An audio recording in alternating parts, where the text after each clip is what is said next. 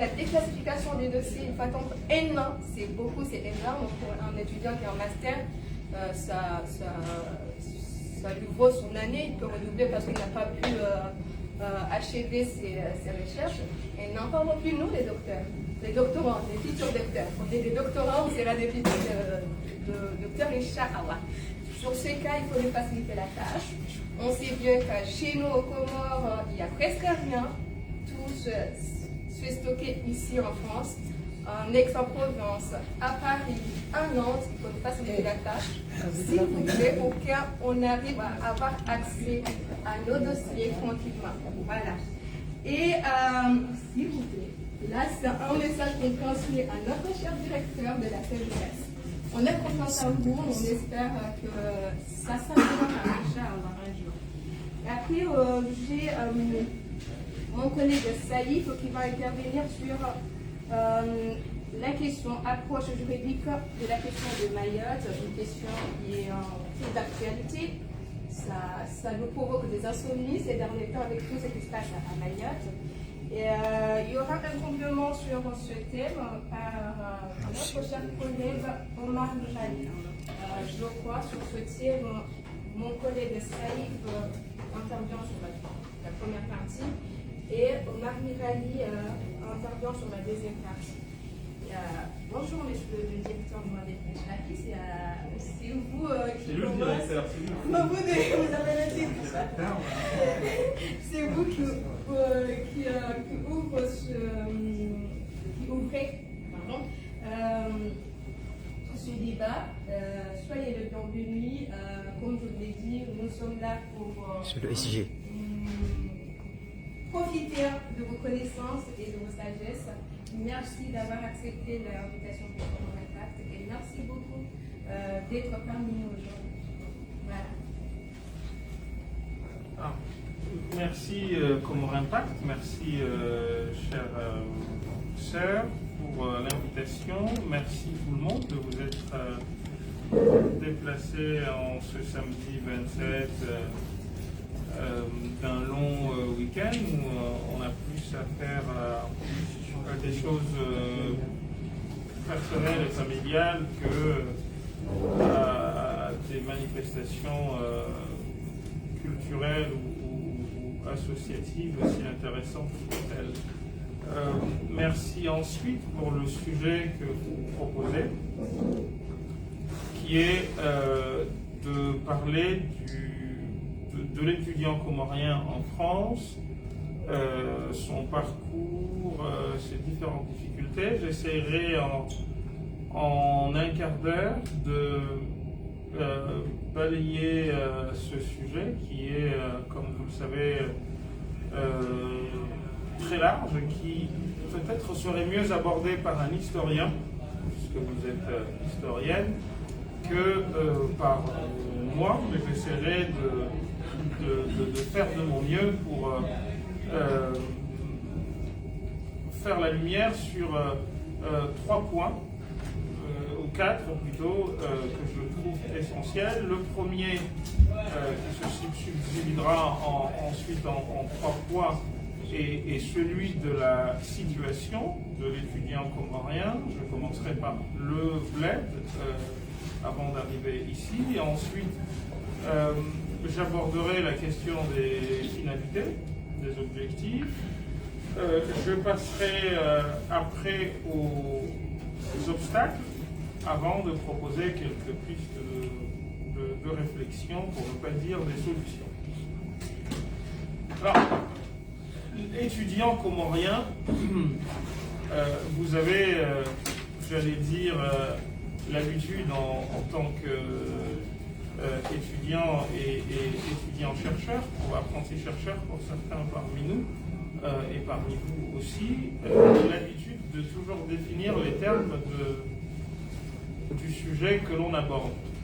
Il se trouve que le sujet que vous avez choisi est constitué de 2 parties, si vous me permettez. La première est celle d'un groupe nominal constitué d'un nom et d'un adjectif, l'étudiant comorien, et la seconde, c'est un circonstanciel, c'est le lieu où celui-ci se trouve.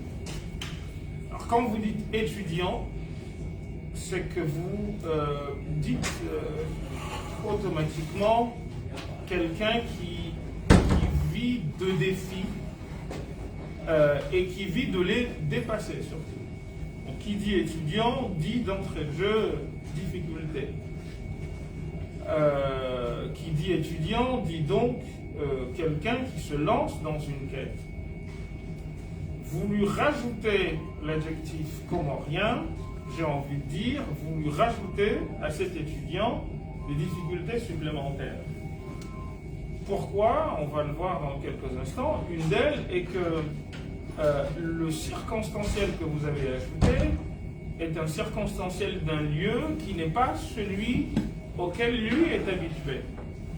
L'étudiant comorien aux Comores, c'est une chose, l'étudiant comorien à Madagascar en est une autre, l'étudiant comorien en France, c'est naturellement encore autre chose, même si les étudiants du monde partagent un certain nombre de choses dont on pourrait parler, et c'est d'ailleurs pour cette raison que je peux, sans la prétention de pouvoir de manière exhaustive aborder le sujet, essayer, n'est-ce pas, de marquer quelques points, ou plutôt d'énumérer quelques points concernant la vie de cet étudiant, étant entendu, comme je vous ai dit initialement, que c'est plus un travail d'historien qu'autre chose.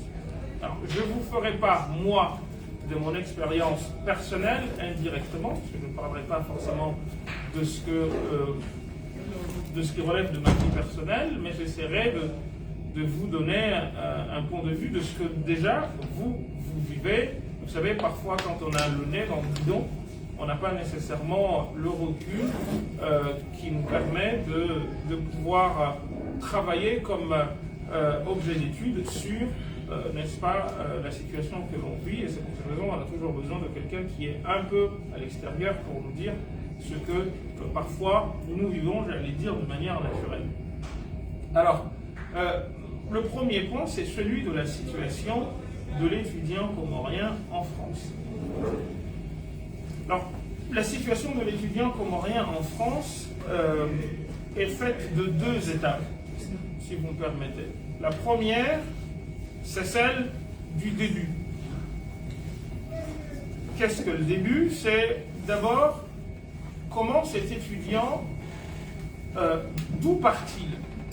Dans quelles conditions part-il de là-bas à ici? Je ne vous apprendrai rien, ce sont des choses que vous connaissez.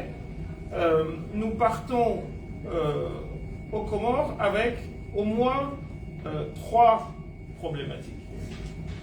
La première problématique, c'est l'absence d'orientation quant à la formation que l'étudiant souhaiterait faire. Nous partons un peu à l'aveuglette. Je disais à un ami dernièrement que initialement je voulais faire du droit international, mais pour des raisons familiales, mon père nous dit, écoute, je t'ai formé en droit musulman, j'ai pas envie que tu fasses un autre droit. Alors, pourquoi je vous dis cela? C'est pour vous dire que en termes de débouchés, on ne sait rien. Donc on se dit, tiens, on a le bac. Ceux parmi nous qui sont un peu plus curieux savent vaguement les grandes orientations universitaires. Par exemple, il y a sciences humaines et sociales, et vous avez les sciences qu'on appelle les sciences dures. Mais après, enfin, en tout cas de mon temps à moi, on ne savait rien sur le reste. Je me rappelle que de mon temps, on demandait, il y avait des conditions, en tout cas l'année où moi j'ai passé le bac, pour pouvoir venir en France, il y avait des conditions de moyenne. Il fallait avoir telle moyenne dans telle matière pour pouvoir s'orienter dans telle filière. Autrement, on était livré à rien. Même, on était livré à nous-mêmes. Et je me rappelle que le choix de l'université, puisque nous sommes là-bas, alors maintenant c'est beaucoup moins problématique avec les réseaux sociaux où on connaît un peu plus la France qu'il y a 24 ans me concernant. Mais je peux vous dire que même le choix de l'université, parce qu'on nous demandait de choisir parmi toutes les universités françaises, on avait droit à 3 universités, à choisir parmi 3 universités parmi les universités qu'il y avait ici. Tu te disais, bon, Paris, généralement, ce choix, tu le fais parce qu'il y a un membre de ta famille ici. Ça, on en parlera après. Parce que les difficultés de la famille d'accueil. Mais tu ne savais pas forcément si dans cette université, quelle en est la réputation. Rien.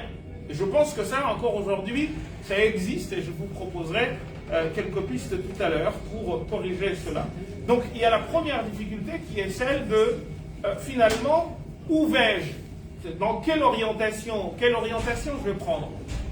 Donc, ceux parmi nous qui se sentent bons en maths ou en lettres ou en je ne sais quoi, s'orientent. Ou tiens, j'ai entendu quelqu'un que si l'on faisait telle chose, ou plutôt j'ai des affinités avec telle matière, où je me sentirais mieux dans telle matière, mais vous savez, en tout cas de mon temps, il n'y avait pas d'orientation. Donc c'était nous-mêmes qui, au gré des expériences et des rencontres des uns avec les autres, eh bien, devions nous trouver cette orientation. Et cela va de pair avec aussi, mais on en parlera, l'absence de politique, j'allais dire, globale quant à ce que veut le pays.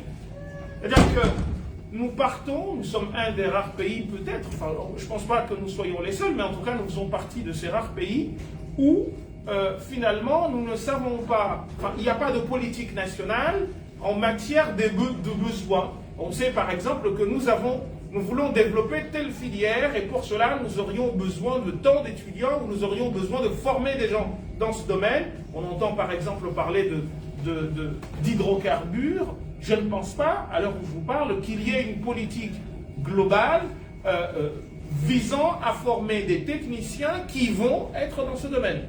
Mais encore aujourd'hui, chacun fait un peu ce qu'il veut. Donc là, nous avons, première difficulté, c'est des difficultés d'ordre d'orientation personnelle. Ensuite, il y a des difficultés liées, et celle-là on en parlera dans un instant, à l'absence de politique globale quant à ce que veut le pays ou quant aux besoins du pays. Et puis, il y a une autre difficulté, c'est la difficulté de l'inconnu.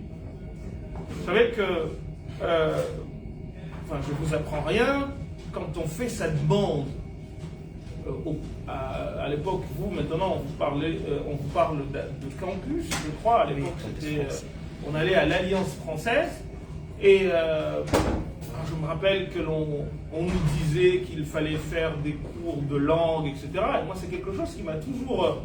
j'espère qu'on pourra faire sauter ce bazar. Étonné. J'ai toujours été étonné que l'on fasse nos études en français du CP à la terminale et qu'ensuite on nous traite comme des gens qui n'ont jamais fait de cours de français de leur vie. Donc on va nous demander de passer des cours de soutien. J'ai été prof de lettres ici pendant 17 ans. Je ne pense pas que le niveau de français ici est pire et meilleur que celui qui était le nôtre. En tout cas, quand j'étais jeune écolier aux Comores. Je dirais même que le nôtre était un peu meilleur, si vous me permettez. Et donc je ne vois pas pourquoi on continue à nous demander. Et de mon temps, à l'époque, en 99, 98-99, on nous demandait de faire des cours de français. Enfin, moi, j'ai pas eu à subir cela, mais je pense que j'aurais pas accepté parce que j'estime encore aujourd'hui que nous n'avons strictement rien à envier, linguistiquement parlant, à beaucoup de collèges ici et beaucoup de lycées. Petite anecdote, je suis parti faire une conférence avec un ami, un collègue qui est prof à Paris 4 en Malaisie, et on a rencontré des jeunes Comoriens avec qui on s'est entretenu. Et à un moment, il devait être raccompagné là où on logeait.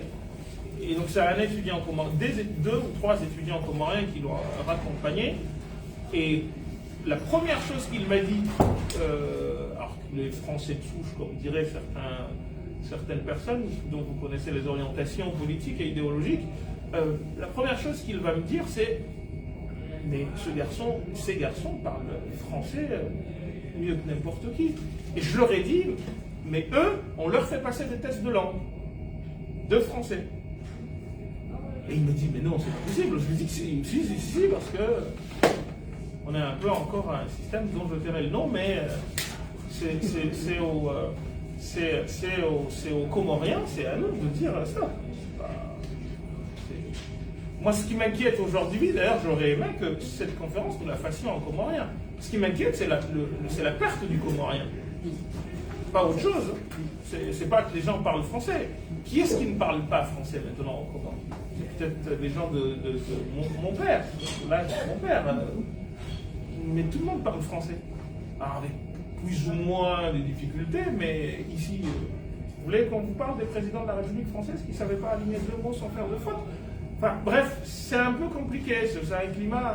Mais je pense que c'est aussi nous, Comoriens, qui devons changer notre mindset quant à notre rapport à la langue française. Ça, c'est un point. Donc, ça, c'est le premier, de mon point de vue, la première difficulté. Donc, c'est une difficulté d'orientation, des difficultés ensuite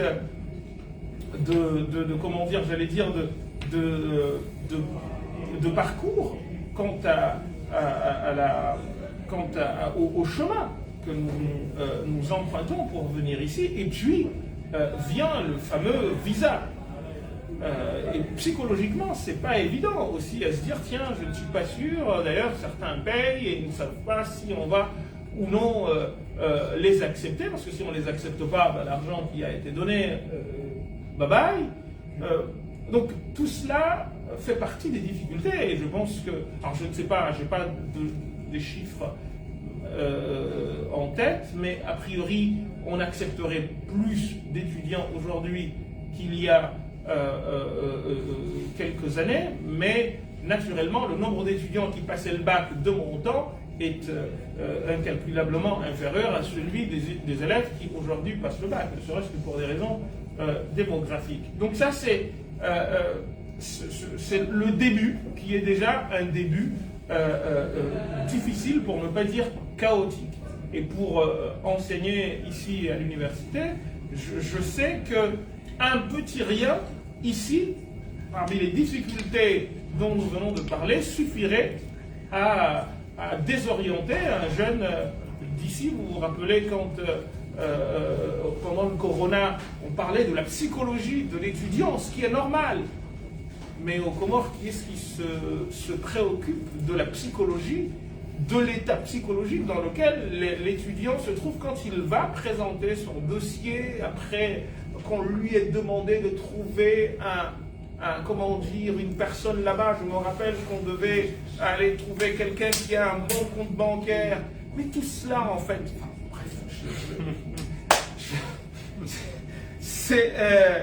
j'ai vécu cela et je me rappelle qu'il fallait trouver en plus de... Mais c'est des choses que les gens ici seraient... c'est pour ça qu'en fait, quand vous dites étudiant comorien en France, là on parle de celui qui vient du bled, pas de celui d'ici.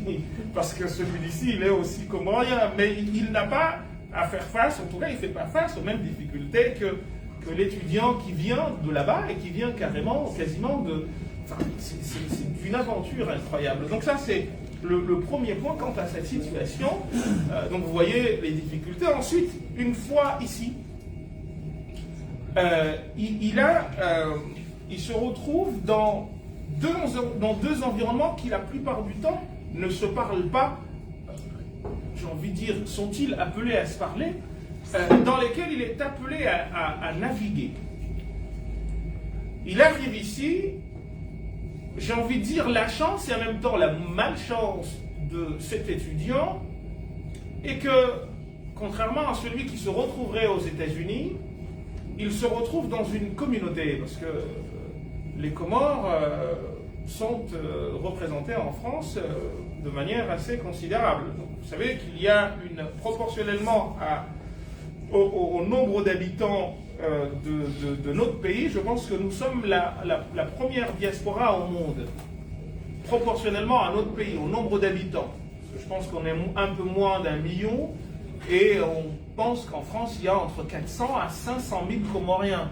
Ce qui veut dire que, je vais aller vite, ce qui veut dire que quand on est à Marseille ou on est à Paris, on est pris dans j'ai envie de dire, les ambiances de la communauté.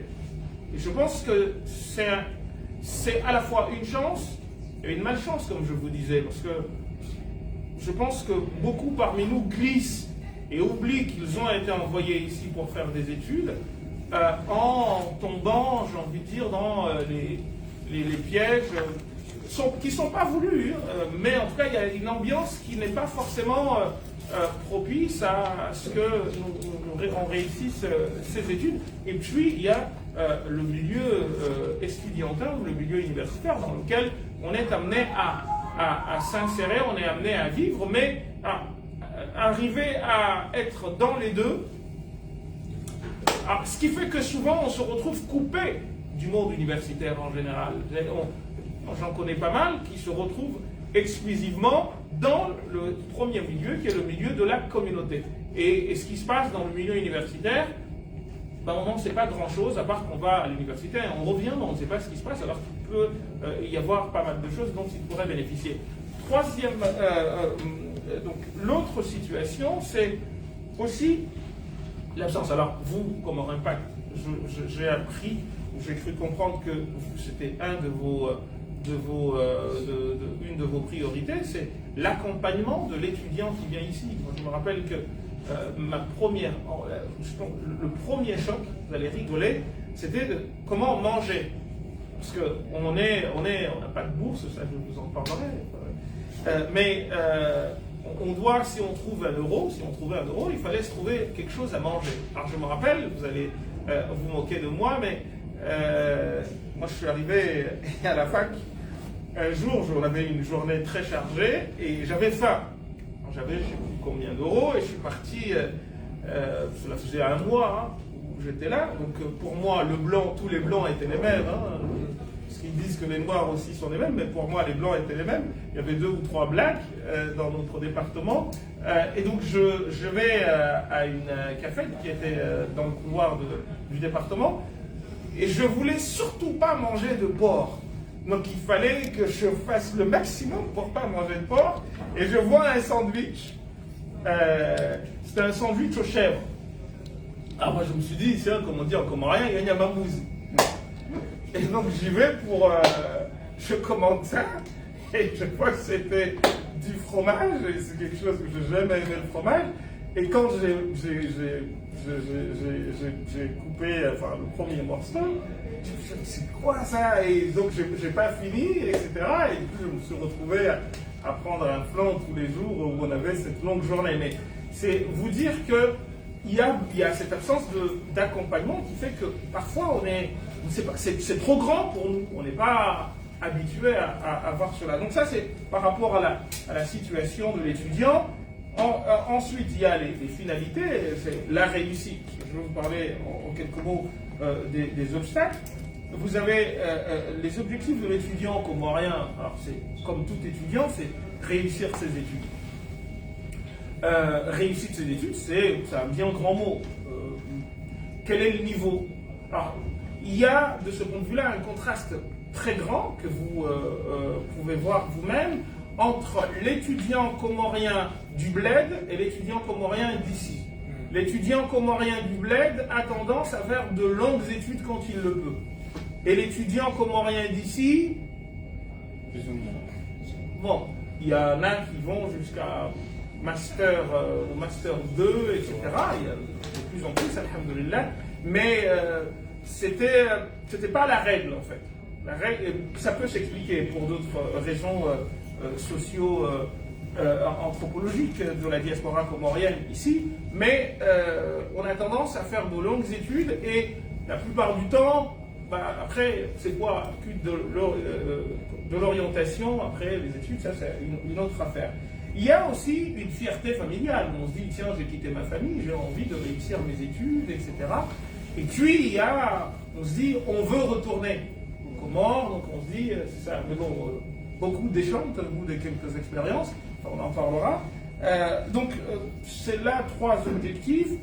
Alors, souvent, on découvre que dans le monde universitaire, on peut faire carrière, etc. Mais ça, on en parlera et on fait des publications.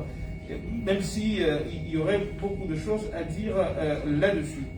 3e point, c'est le point des obstacles. Alors, très rapidement, les obstacles sont de 3 niveaux de mon point de vue. Nous avons d'abord des obstacles liés à l'environnement, comme je vous ai dit.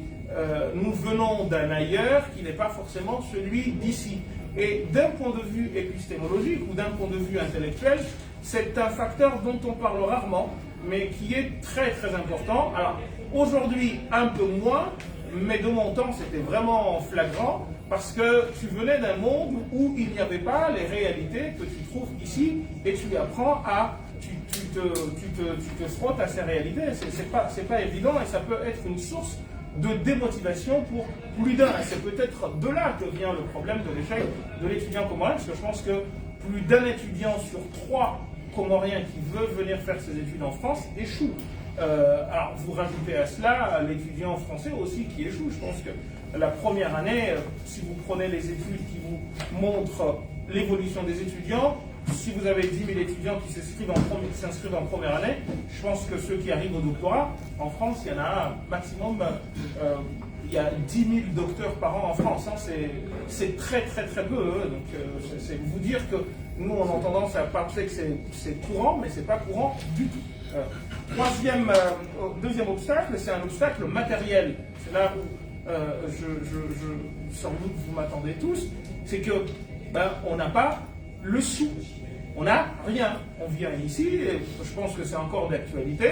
Il faudra que nous demandions expressément et de manière claire et nette aux autorités comoriennes d'hier, d'aujourd'hui et de demain que c'est plus possible. Moi, je me rappelle qu'on allait à l'ambassade des Comores en France demander une fausse attestation de bourse pour pouvoir aller renouveler son visa, son séjour. Ça se passait comme ça. Alors, on n'est pas les seuls. Hein. Je connais un autre pays dont je ne citerai pas le nom, mais c'est quand même quelque chose de problématique. Donc, sur le plan matériel, on n'a rien. Et on est obligé de faire des jobs d'été, etc. Enfin, des jobs d'étudiants. Mais ça aussi, c'est pas évident parce que la psychologie qui est la nôtre quand on part des Comores n'est pas la même que celle que nous trouvons ici, où c'est déjà dans les mœurs que quelqu'un travaille. Nous, c'est pas évident, étant donné toutes les difficultés dont je vous ai parlé. Troisième et dernière difficulté, c'est des difficultés d'ordre psychologique, dans lesquelles je ne rentrerai pas. Donc, il faudrait que je parle des solutions. Quelles solutions je propose. Mais on m'a dit que j'avais 5 minutes, je pense que j'ai déjà consommé mon crédit. Peut-être qu'à travers les échanges, j'aurai l'occasion de présenter les 3 solutions que j'ai. Merci pour votre écoute.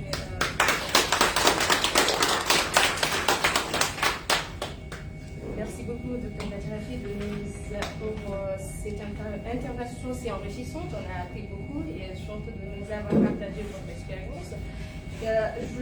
Pour rebondir un petit peu sur la question des tests de français, moi personnellement je ne l'ai pas vécu, je suis venue ici en 2015, mais depuis 2 ans, le test de français est remis en place par Campus France, exigé par les universités françaises. Il faut avoir un niveau B2. Au début c'était B2, mais maintenant ils sont exigeants en B2+. Même si vous avez une inscription en France, pour venir ici en France, ça vous bloque pour faire les démarches de demande de visa. Je pense que monsieur le directeur sera bien à l'aise à nous répondre sur cette question, mais aussi, je pense également que notre université doit revoir ses négociations avec les universités françaises, parce que comme Campus le dit, ce n'est pas la volonté de Campus, mais c'est la volonté des universités françaises. Alors, je crois qu'on a une alliance franco entre l'université comorienne et les universités françaises. il est content de négocier avec le Cameroun parce qu'on ne peut pas être dans un pays qu'on se dit on est francophone et on nous oblige de faire des tests de français. Franchement, c'est un peu inadmissible quand même. Merci beaucoup encore une fois et j'ai laissé la parole à notre cher directeur. C'est les questions ou c'est des interventions d'abord? Les questions. Les questions. Si on peut désolé. Oui. Oui, mais fermier. Ok.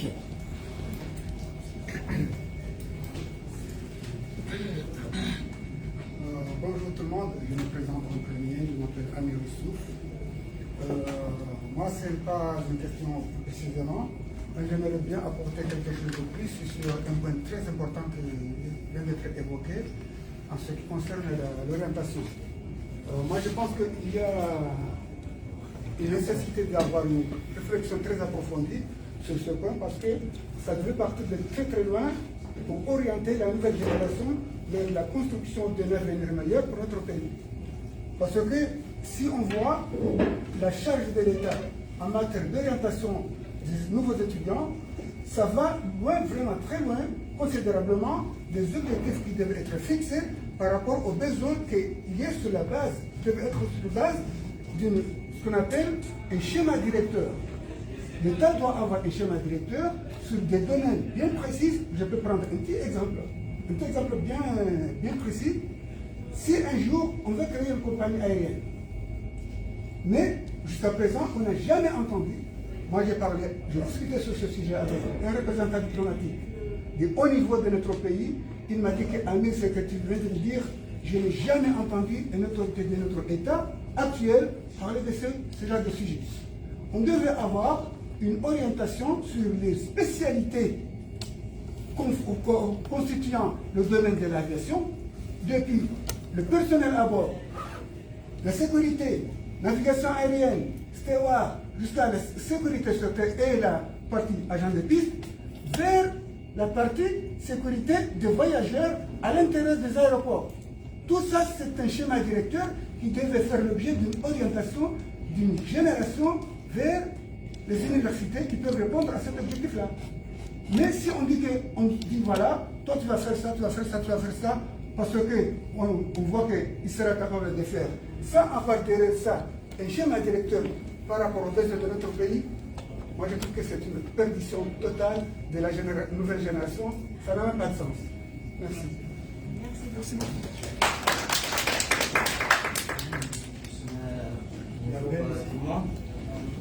Moi je suis un ancien étudiant ici en France.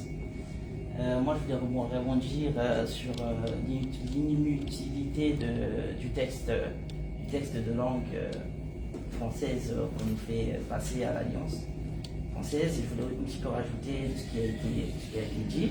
Parce que moi j'ai fait mon mémoire sur les étudiants étrangers comoriens qui sont en France, mais dans une approche de sociologie d'émigration. Ça veut dire le projet dès le pays de départ. Oui. Et c'est une enquête qualitative. J'ai fait des entretiens avec des étudiants. Et il s'avère qu'il y a certaines familles, il n'y a pas le professeur, vous avez cité que juste sur le parcours scolaire qu'on apprend en français, mais il y a certaines familles à l'intérieur, ils parlent à leurs enfants le français. En fait, ce qui n'est pas bien. Hein? Ouais, je suis d'accord. Mais il y a des gens qui sont nés en France, ils sont nés au Comores et ils ne savent pas parler le comorien.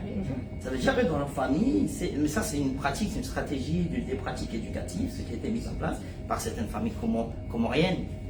Ça, c'est une réalité qui est là.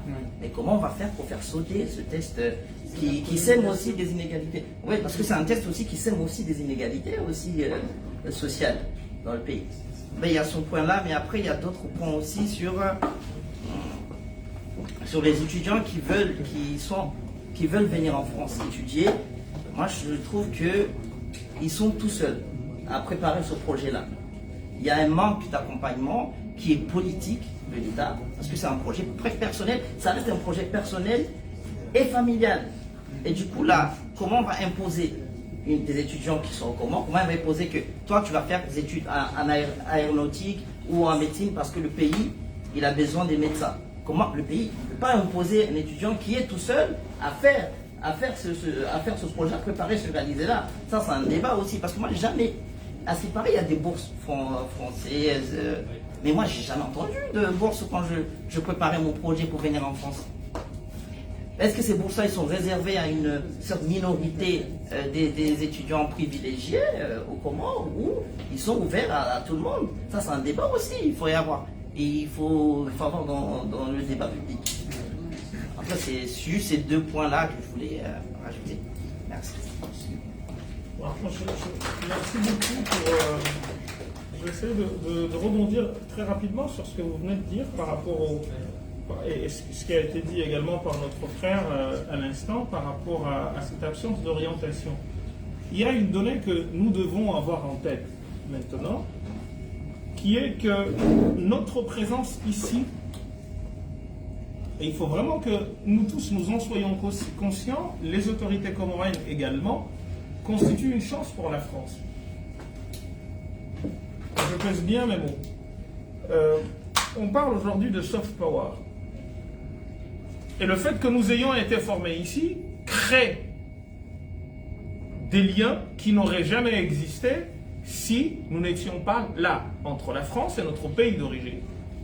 Et il faut que nos autorités, de ce point de vue-là, aient un langage clair et franc avec les autorités françaises.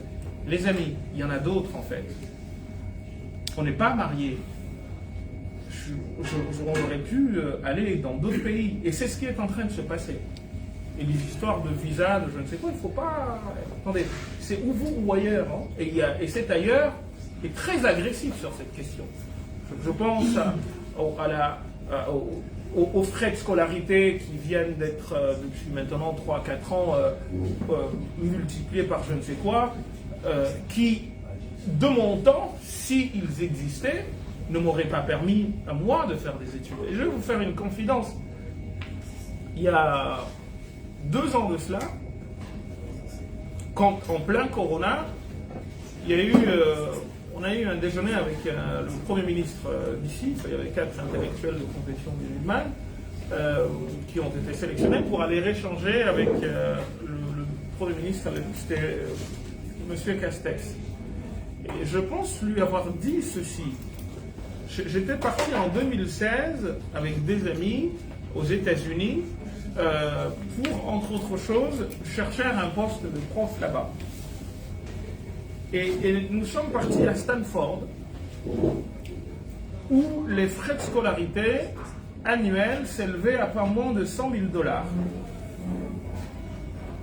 Et ce jour-là, j'ai dit béni soit la France.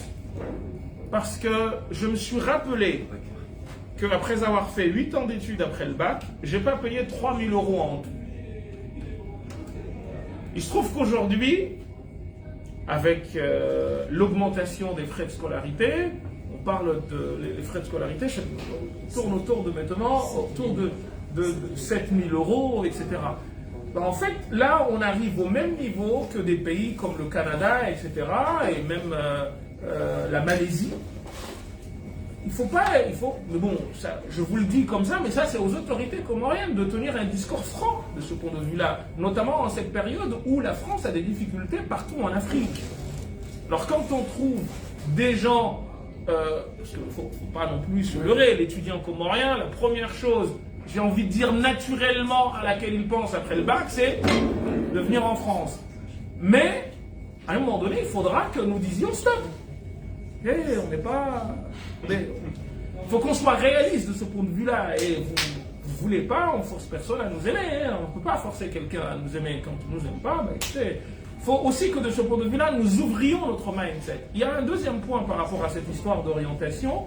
Donc, moi, je lance un message à l'étudiant comorien. Si vous ne pouvez pas venir en France, ce n'est pas la fin du monde. Vous avez d'autres pays auxquels vous pouvez vous rendre, même si ce ne sera pas facile là-bas, en tout cas aussi facile de faire des études qu'ici, ne serait-ce que pour des raisons linguistiques. Mais il y a un autre point que j'aimerais aborder là-dessus, et je peux vous dire qu'il y a des grands frères à vous, je pense à des amis, et des collègues et professeurs comme El Khayoum et d'autres qui travaillent. Il y a un groupe de travail qui s'est mise en place, qui est en train de se constituer, qui est fait pour la plupart soit de chercheurs aboutis, donc qui sont déjà en poste ou qui enseignent à l'université, soit des jeunes comme vous qui sont doctorants et qui ont pour but, groupe de travail, de s'occuper un peu, en attendant que nous ayons une prise de conscience au niveau des autorités de notre pays, à accompagner les étudiants, à leur proposer des orientations. Il faudra peut-être que nous fassions, c'est une idée qui me vient comme ça en tête, mais ça a déjà été proposé par le docteur Amir et d'autres, qu'on aille là-bas pour essayer de faire des séances peut-être une fois par an ou deux avec l'Université des Comores d'orientation où on apprendra aux gens les différentes filières, les différents métiers, comment y parvenir, etc. et parler également de débouchés. Mais il y a là-dessus un point important. Vous savez tous qu'ici en France, il y a en réalité, on va dire les choses, un enseignement à deux niveaux. Ce n'est pas le cas dans les autres pays, mais ici il y a un enseignement en deux vitesses. Vous avez l'université, et vous avez les grandes écoles. Des Comores, on ne nous parle jamais de grandes écoles. Il se trouve qu'il y a des pays, les grandes écoles, je parle de Polytechnique, je parle de Normal Sup, je parle de Centrale Paris, je parle de Mines Paris. Ces grandes écoles, on ne nous en parle pas. Ça ne figure même pas sur la liste des universités auxquelles on peut s'inscrire quand vous allez à l'ambassade. Ça, c'est quelque chose que l'État, chacun à son niveau, nous autres on essaye d'abonder dans ce sens, par une association, peut-être même par voie diplomatique, on essaye de voir comment on peut permettre aux meilleurs parmi nos étudiants d'intégrer les grandes écoles d'ici. C'est ce qu'Hassan II, pour la petite anecdote, a fait pour le Maroc. Le Maroc, là, il est aujourd'hui, c'est en 75 ou 76 quand il y a eu une sécheresse, et qu'Hassan II s'est dit, mais il faut que nous fassions quelque chose. Il a envoyé ses meilleurs étudiants, il a même créé un lycée spécial d'où sortent les meilleurs étudiants du pays, qui sont repérés partout, ils sont mis dedans, à l'issue du bac, ils sont envoyés ici. Donc, pour même les Comoriens, les Franco-Comoriens, donc les étudiants comoriens qui sont nés ici et qui ont grandi, beaucoup ne sont pas au courant, et pas seulement les Comoriens, même de la diaspora musulmane. Ok, désolé. Mais nous avons... Désolé, hein.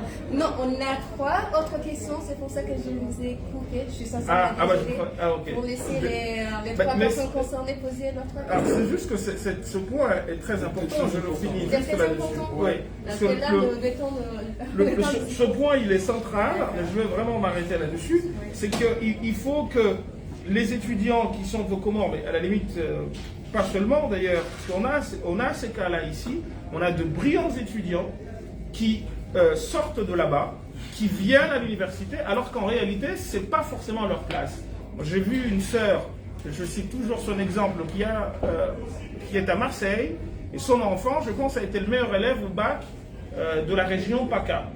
Alors, je demande naturellement où est-ce qu'il a été inscrit, et je découvre qu'il a été inscrit à l'université de Toulouse. Alors j'ai le plus grand respect pour l'université de Toulouse, mais c'est un étudiant qui aurait pu, c'est un enfant qui aurait pu être à Polytech, ou qui aurait pu être à Normal Sup, ou je ne sais quoi, mais ici il y a aussi un problème de ségrégation, donc on ne leur en parle pas forcément, donc il faudrait que vous aussi, vous pensiez, ou nous ensemble, nous pensions à créer une double structure, une structure qui s'occuperait des étudiants, c'est pour ça que je vous disais que c'est très important, qui s'occuperait des étudiants qui viennent de là-bas, mais il ne vous est pas interdit de vous associer à des étudiants comoriens qui sont eux nés ici, afin de pouvoir partager des expériences et surtout pouvoir porter ces questions-là de manière à ce qu'ils puissent eux aussi, parce qu'on ne leur en parle pas, parce qu'ils n'en sont pas forcément au courant. Regardez les études là-dessus, un normalien. Tu ne deviens pas normalien parce que tu veux, mais c'est souvent parce que ton père a été normalien. Et malheureusement, c'est la reproduction des élites en France, c'est quelque chose qui se continue. Donc si nous ne prenons pas la question à bras le corps, en faisant une conscientisation, peut-être qu'on va faire des journées où on va appeler les parents à venir avec leurs élèves. On a des enfants qui sont très très bons, des surdoués même, qui passent le bac au Lama, mais qui vont se retrouver dans des formations entre guillemets de garage, sans manquer de respect à une formation en particulier, mais qui eux méritent vraiment. Alors je vous lance un appel Comores Impact. Ne soyez pas en direction seulement des étudiants venant des Comores. Faites-le également avec des étudiants comoriens qui sont eux nés ici. Peut-être arriverez-vous à les orienter vers ces formations-là. Et désolé encore, vraiment, je suis désolé. Merci beaucoup, M. Pachadi. C'est au tour. Vous voulez pas Benoussef. Benoussef. Non, c'est Madame Fatouma d'abord, excusez-moi. Merci beaucoup. Il y avait levé la main avant, mais bon, c'est pas grave. Je sais qu'il a proposé avant, mais j'ai pris la. Assalamu alaikum. Assalamu wa rahmatullah. Kwa Fatima Nasr Halifa ni kama shioni asina maha kumena mitano honda 20 sido wanrua hele bea hilo na fundi ya shirasili kao ze tabuka au hazivungwa yavo zote ya rizienshi harmena haiyo ngamsherehi na ufereshea ye wana Comores Impact zinongeka wafanya maana sisi makatira kama rijoka rijibiwa rijoka ino opportunity ya ukayawa na zeni wa sisi semana sisi wakatira rahaja au makatira kama rijoka rijibiwa gari kana structure namna yenu ya company na aborikana rikana association alo parwa edikof étudiant diplômé cadre comorien en France kaurido wona nare hadisi shao shindari ya kompanyo wananyasi auri wa oriente au ya solidarité kejaka ces difficultés zo fundi bashafili azivuago sinao ziraje maana hizo zote pia rizienshi shanga boikao zidaki hata havasa malheureusement wakati wa vira ngabomese nouvelle technologie ngaboza zesa da sauha shanga boikao zidaki malheureusement mananga mono hamado upande wa he wanasioni hondutini ekahatinezie diplôme yahe hawe kange en cours ya he ya valider diplôme pour son stage ya dia valider diplôme yahe à fin de l'année. Ce sont les mêmes difficultés ngamina wana wangu kao ils ont rencontré les mêmes difficultés na hizo ranzema haiyo ngasema maishirini on a eu les mêmes difficultés rifanya wakati walifanya démarche ya jirapproche da cinema cadre wakomori wakamunda na zile no wasaya ili warisaidie namna ya ushinda rido wadorisaidia rihunda zestage de valider ses diplômes kazi jamkini shina et jusqu'à maintenant le même problème existait mwakaya desendo shinda eka jamkini shina wandu watsahe encore abasanga bo makadre kabo vio wakati wandu wana ouverture d'esprit esengwa joshinda wadosaidia wana ikaongwa unaze tabu hizo za ushinda wa hundeze stage wa valide ngaboneze formation manava la tishia arma ngoni mweze objectifu va vumbulwa ye c'est orientation ngabone solidarité mais accompagnement mafikiri ukayatse na upande wa eze orientation vanunga bo misomo kao bizombu soja hono we shamru haja ndimu ya validoma hadu dore séjour wadofanya ar plastique na bala salarié na voir na zero we kao ngizo ngabo besoin ya hands ngabo ndongo kao ngamso hambando pande wa culture ya hatu le patrimoine kao c'est sinamu soma ni rongo yabo fundi na directeur et patrimoine hatu iyo itsobufa toda kido tsodzi kabankar jesaraiti ngabo afikiri ukaya wandua ende haruma sensibiliser wandu haruma orientation hiyo ya culture et sauvegarde ya culture ya hatu abo katirongwa shikomori abo jaba kamia mshimetrize chanso kahanzani shere hizo fundi ya babanu kaya si sentipia roman ngari joao rongwe shikomori na banu gui lugha hatu bekabora sanga ni habanu ritsoirongowa ritsoihishimu rirongwa naye shehore dawo ngato irongwando donc afikirize ngo hizo tena lazima kwa wandu watsanganyika wandu wadofanya jitihadi ya urongwa ila lugha itijobufa maundu anirambwa kaya toute société à une culture et toute culture a besoin a une société. Et car il y a la culture, il y a tout le patrimoine, il y a abona sibaki hono natso donc yoti suala sha maboka yayo contribution almazen wekao wezamba abantu ezonabani sozinji tujorgi lazima rangi usiku wa kamili so sherehe sha mfikiri kaya ngamu fereshoni deja zomafanya continuer na utsahawasa ya wandu wake. C'est dommage parce que ce qu'il y a journée na réunion de l'étudiant comorien en France, il se continue de quand on a la semaine. Alors, c'est vraiment voilà. Oh non, et il y a ça il y a Sidi, chasse ici. Ce que je disais tout à l'heure, on est dans deux univers préférés les études. Ah bon, Chayo lazima tena bloenda tigo perde mbabili. On n'est pas là pour être dans les AIS, on est là pour faire des études. Merci beaucoup, Madame Fatima. Je cède la parole à Monsieur Denis. Salam alaikum. J'essaie de ne pas être long, de poser une question beaucoup plus pointue pour M. Lahahid. Donc moi je suis Moussa Ben Youssef, j'ai fini mes études. Là j'ai ma société il y a déjà depuis 2019. Donc moi ma question c'est quelle est la solution par rapport aux trois problèmes que vous avez constatés tout à l'heure. Même, je peux peut-être rajouter une quatrième, mais aussi un problème de sous-estimation du Comorien, de dire que moi je ne peux pas faire ça parce que je suis Comorien. Et quelle est la solution en étant acteur par spectateur? Parce que là aujourd'hui vous êtes quelqu'un, vous êtes imam au niveau du pays, ici vous êtes reconnu. Quelle est la solution que vous proposez là, nous les jeunes aujourd'hui, qui sommes pas forcément qui viennent des Comores, mais qui sont nés ici, qu'on a cette manque d'ambition et cette manque de visibilité, comme vous l'avez souligné. Qu'est-ce que vous proposez aujourd'hui pour qu'on puisse aller plus loin, entreprendre, ou même avec la collaboration de l'État, qu'est-ce qu'on peut mettre en place aujourd'hui que vous pouvez nous aider, parce que vous êtes, je peux dire, vous êtes un peu plus loin, vous voyez plus que nous.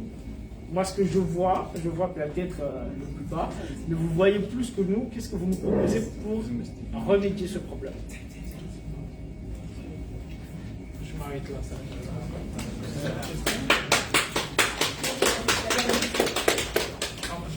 Je vous remercie tous autant que vous êtes pour vos interventions et remarques tout aussi riches les unes que les autres.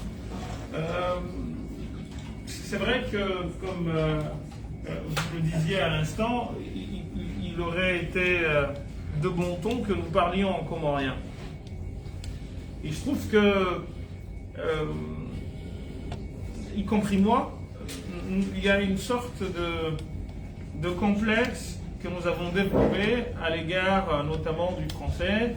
Ce que disait le frère tout à l'heure par rapport au fait qu'aux Comores, il y a des enfants comoriens nés aux Comores qui ne parlent pas comorien parce qu'on nous a dit que pour être musta'arabou, il fallait parler français.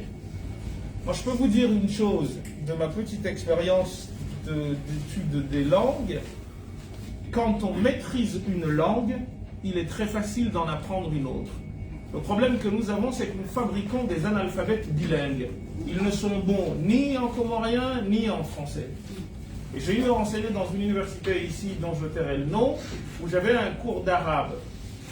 Et le cours d'arabe, je le donnais, c'était un cours de traductologie en arabe et en français, et la plupart des étudiants n'étaient bons ni en français ni en arabe. Et ça, c'est problématique.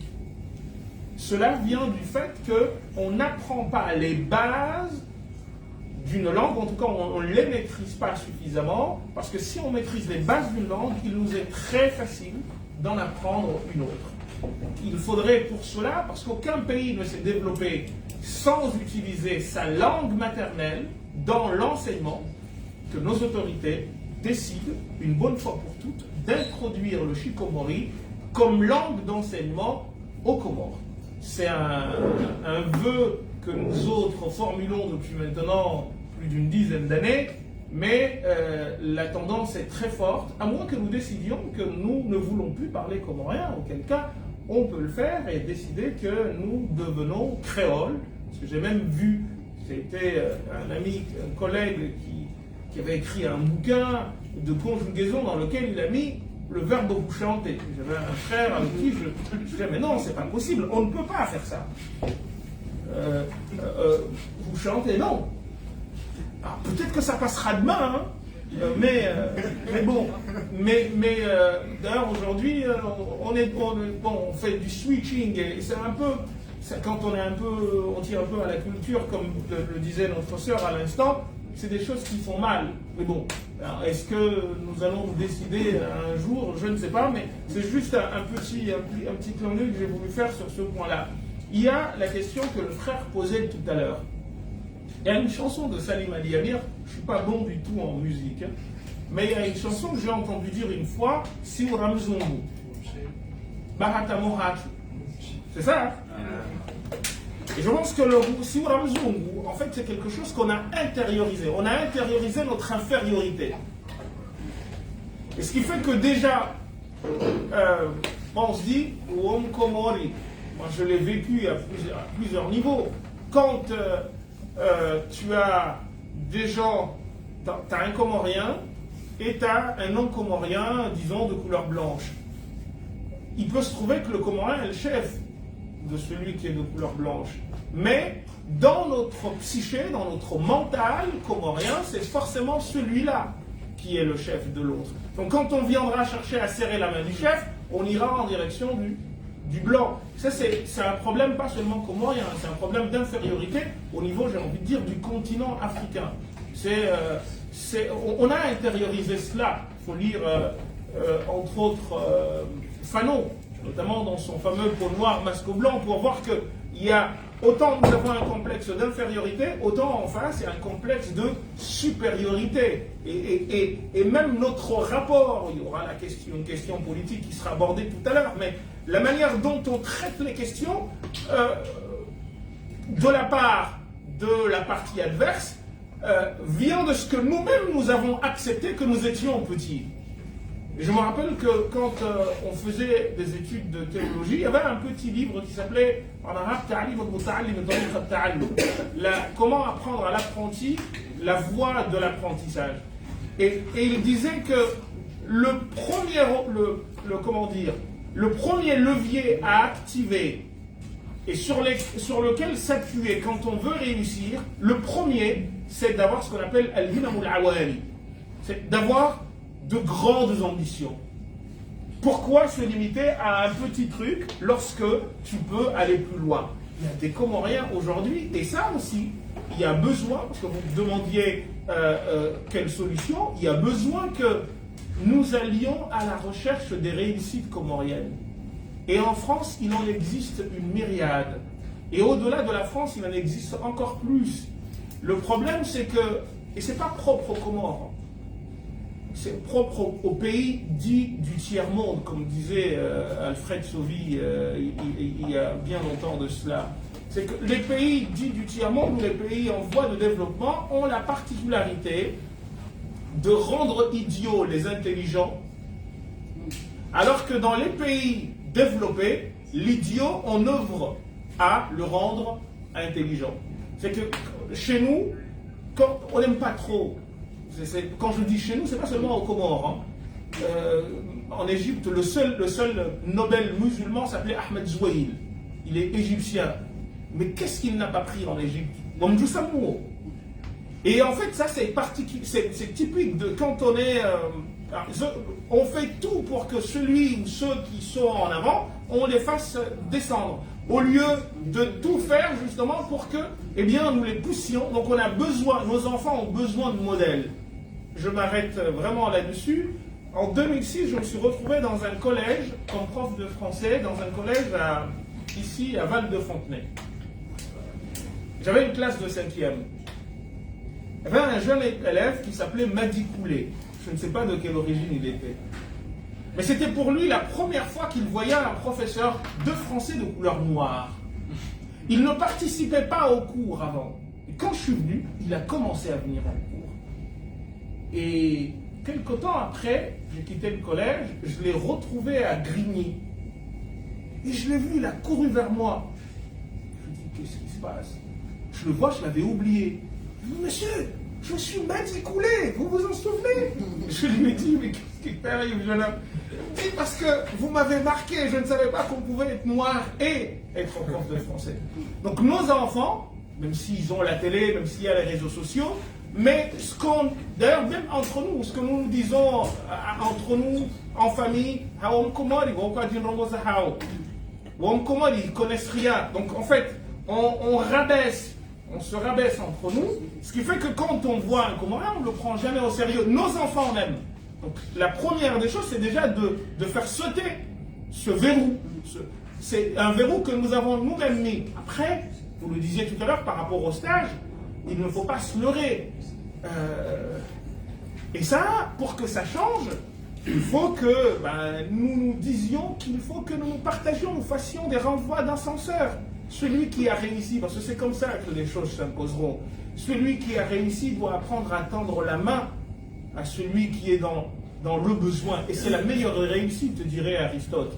Tu réussis à partir de l'instant où tu partages ce que tu as avec celui qui veut devenir ce que tu es devenu. En donnant de ton temps, c'est ce que nous sommes en train de faire, mais pas seulement en donnant des conseils, pas en prétendant tout connaître. Non, parce que nous avons chacun de nous des failles et des qualités. Donc, quelles sont les qualités dont je peux faire bénéficier à mes frères et sœurs? Ce doit être ma zakat à moi, c'est ma participation à moi, et je peux vous garantir que des meilleurs que nous, qui sont encore plus loin, il faut juste que nous apprenions à les mettre en valeur. Vous avez Soprano. Soprano se trouve être la personnalité préférée des jeunes Français. Qu'est-ce que les Comores en tirent comme profit? C'est d'autres qui tirent profit de Soprano. Quand il va dans un pays autre que les Comores, c'est le tapis rouge. Mais chez nous, c'est Ugimarim Rayamagaya, où au mieux, on ne le calcule pas. Alors qu'ailleurs, c'est une personnalité. Alors, on dit tout le temps que nul n'est prophète en son pays, mais ce n'est pas une fatalité.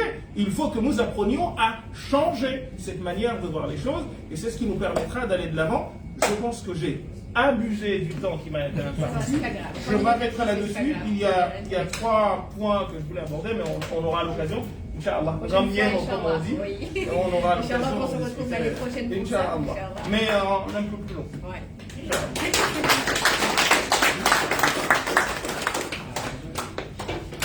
Merci beaucoup, Dr. Bakri. C'était très enrichissant. Comme le temps nous limité, on n'a pas beaucoup de temps. On a commencé la journée à retard. C'est censé commencer à 15h pile. On n'a pas commencé à 14h même. 14h pile, on n'a pas commencé à 14h. Je cède la place à notre cher directeur, M. Taoudou Mzé Hamadi, lui qui intervient sur l'état de la recherche au Comores. Merci beaucoup.